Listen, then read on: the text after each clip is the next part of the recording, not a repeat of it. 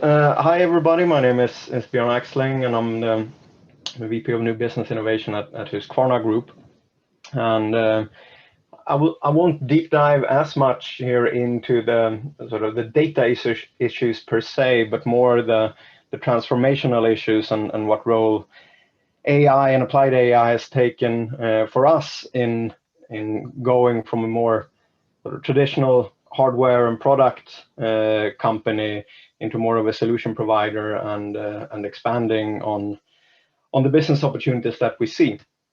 And for those of you who don't know Husqvarna Group, we're founded in 1689, so 330 plus years old. We're an outdoor power tools company at our core. So we're the world #1 in robotic lawnmowers. We're European #1 in watering and smart garden systems. We're world #2 in professional handheld solution like chainsaws and things like that. And #1 in light construction products. So sort of aiming to be a leader wherever we are present. But given our background, and I don't think that this comes as a surprise to any other product company out there, is that we're seeing these challenges in terms of transforming from a core of mechanical engineering to digital, going from supplying products to be able to provide more holistic solutions, going from working with sort of manual operations and human workers to robotics and autonomous systems. And then, of course, also on the go-to-market side, how the shift from selling products directly over the counter at the dealer or at the retailer into providing services and subscriptions. And these challenges are hitting us basically all at once. So it's a lot of things that we need to manage and that we need to excel at in a very, very fast way.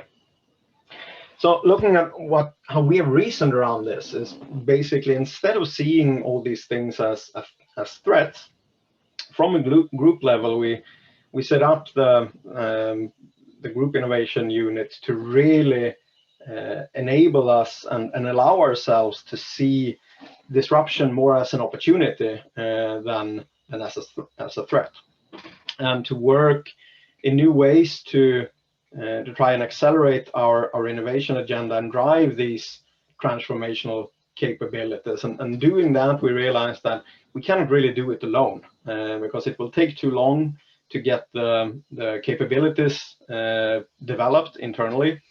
And even if we try to do that, there will still be so many others out there that have tried other things and sort of basically use the power of the crowd rather than the power of the core. So we said, let's do this also in setting up partnerships with external players and really do that in a win-win setting, because that, we think, is what will be the best way for us to lay the foundation for the next growth wave. And one of the areas which we looked into the most and which I prioritize among the highest is how can we use data and how can we create really actionable intelligence in systems of systems and digital platforms. And for us, being in the outdoor space, we try to look at all the available sources of data for how we could actually create this. So what can be done by using various sources of satellite data? How can we, and satellite data naturally, of course, can cover a global area very quickly, but you have certain resolution limitations, or at least certain resolution limitations if you're not able to buy fairly expensive data sets. Taking a step down, we're looking at drones and being able to do computer vision analysis out of that. Of course, drones can provide even better resolution of data, but it's more limited in terms of the area it can cover. And then going down to our typical products like autonomous solutions and robotics, or handheld equipment for that matter, being able to provide yet another level of data sets, but even more geographically limited. And then you could basically go hyper local and use soil sensors and things like that, that provides you with sort of the ultimate level of granularity and accuracy, but it's extremely limited in how it can be scaled.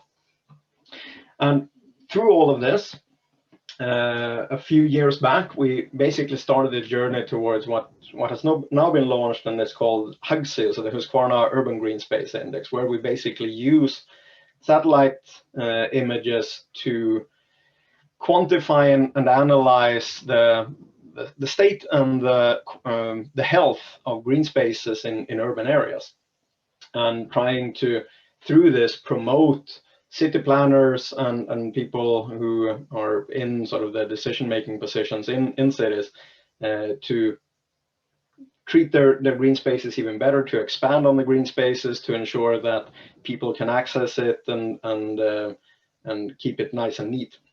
And that has now expanded to more than 150 cities and covering an area of some 100,000 square kilometers across the world. Now, this has not been, the ambition with this was not really from the beginning to turn it into a massive sort of business opportunity, but rather to use the capability development and the learnings to promote the importance of green spaces.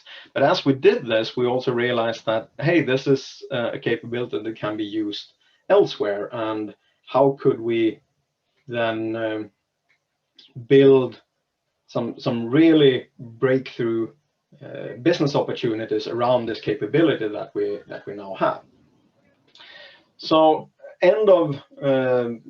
middle of last year, we basically went up to group management, and we pitched the idea of actually setting up a completely new way of taking things to market and acting on this opportunity that we had identified.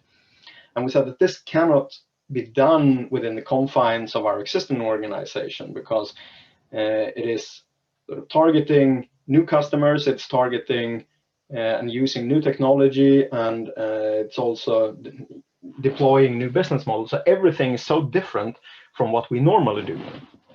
So we need to set this up with a different type of culture, where it's sort of more at the heart of being able to move forward, failing fast, learning, reiterating and deploying in a different direction. And that agility and customer centricity is hard if you're not able to really gather a committed team to work very sort of passionately around this topic. And then also, as it is a pure play digital solution, there was a very sort of suitable focus area to create this separation from the more traditional product business. So what we did, and what was formally launched January 1st this year, is what we now call Husqvarna Intellion, which is basically our online actionable intelligence platform for vegetation management and green spaces. So I'm heading up that new unit within Husqvarna Group right now. And basically here our mission is to, as I said, provide actionable intelligence, but also to provide it as a service within vegetation management, and use the capabilities and learnings that we had from HUGSI, among other things, but to expand even more on that. So to team up with the best vendors of satellite data to be able to create basically immediate scale and reach across the world. To use this data not only or what we see here and now, but actually to use time series and temporal analytics to detect changes over time, which are too small for a human eye to identify, but where deep learning and AI models come into play and perform at their best. And by doing this, we're then able to provide customers with services that are fully automated. They just provide us with the area that they want to monitor, and then it's an always-on analysis. So the more customers we get on board, the more areas, the larger the areas that we monitor, and the more feedback we get on this, the solution is sort of continuously enhanced and improved upon. And we also saw, being a global company, we can ride on those benefits, that we have a very broad presence across the world. It's fairly natural for us to do this, and that also enables us to create benefits of scale when it comes to data acquisition, where individual customers might not be able to access data in an affordable way, where we trying to build this as a global service platform will get those scale benefits.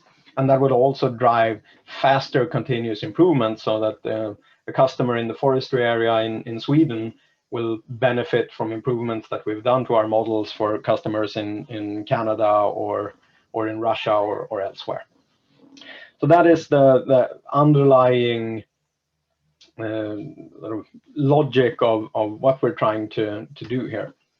But we've also set this up as with a bigger ambition, so to speak. So we basically want to create a cross-industry platform where we basically connect multiple stakeholders within various industries to be able to strengthen the ties and the bonds between them through our platform, and help them to either mitigate risks or to optimize their ongoing operations.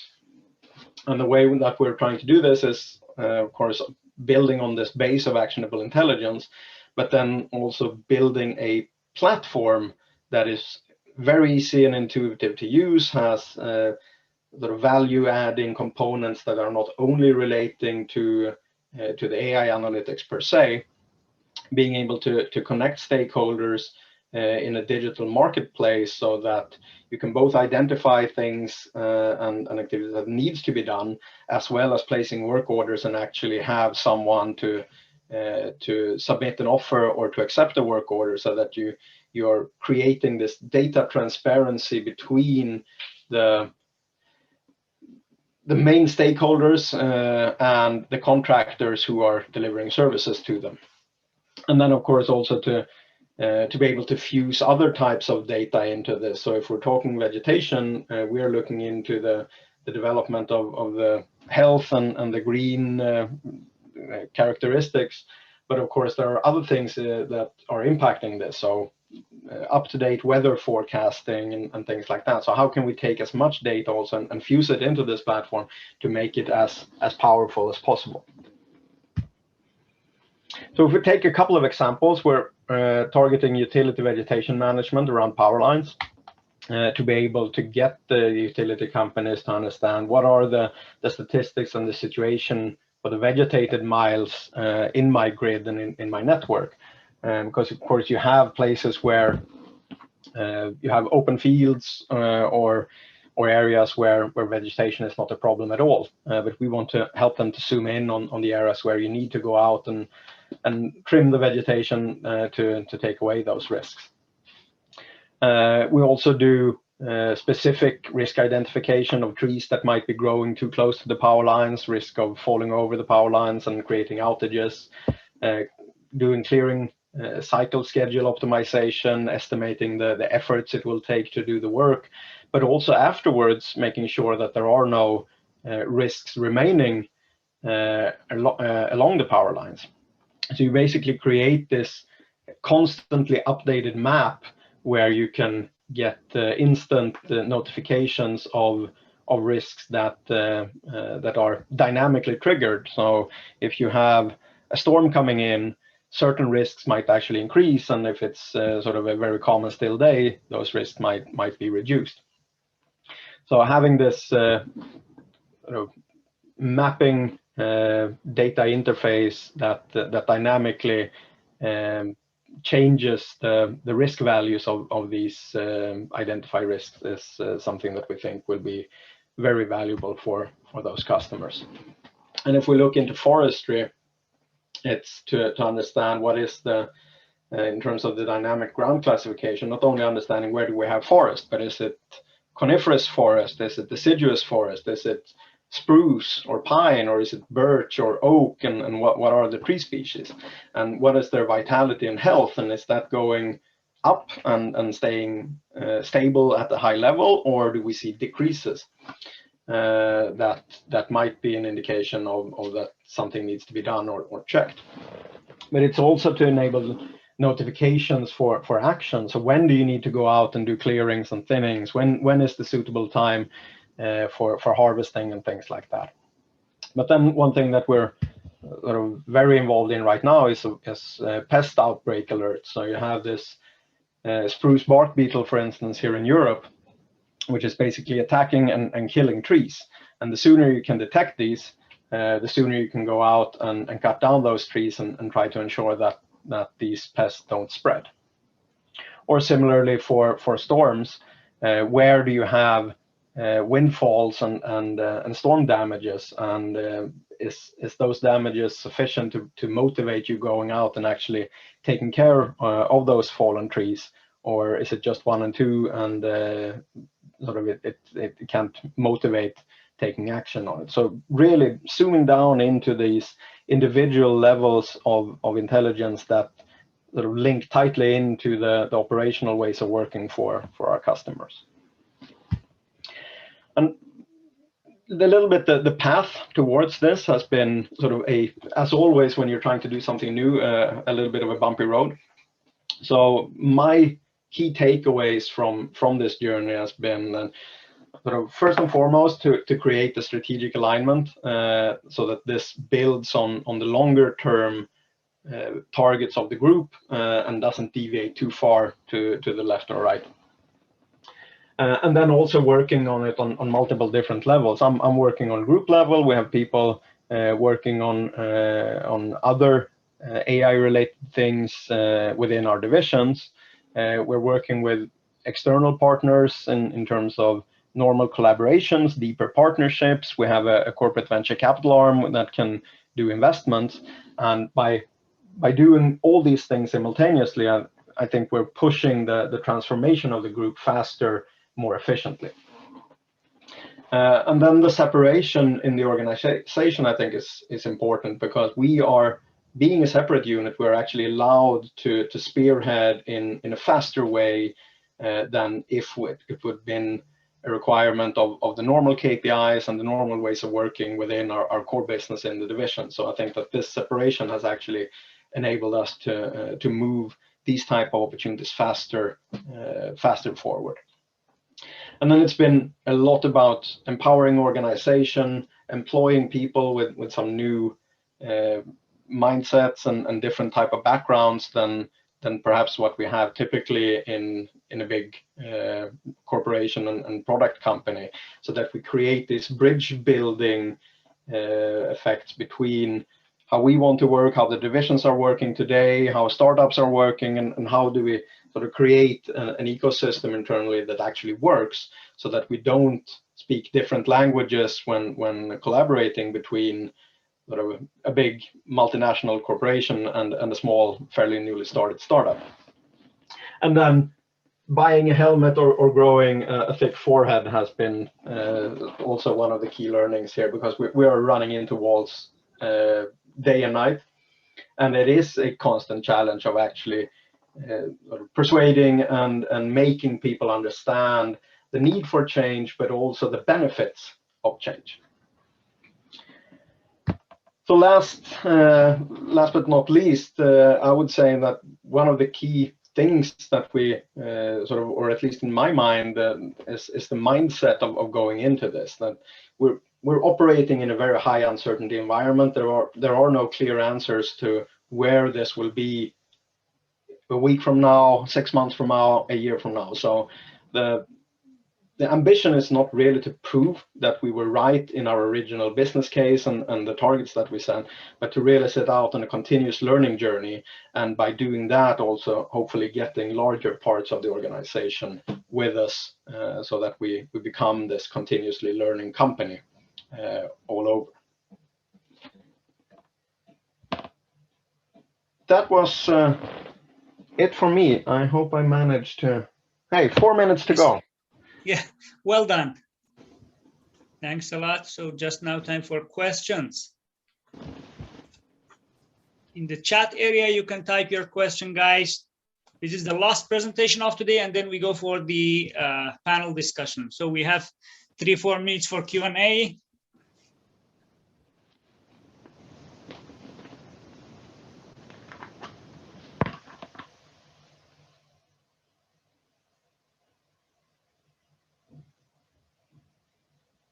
So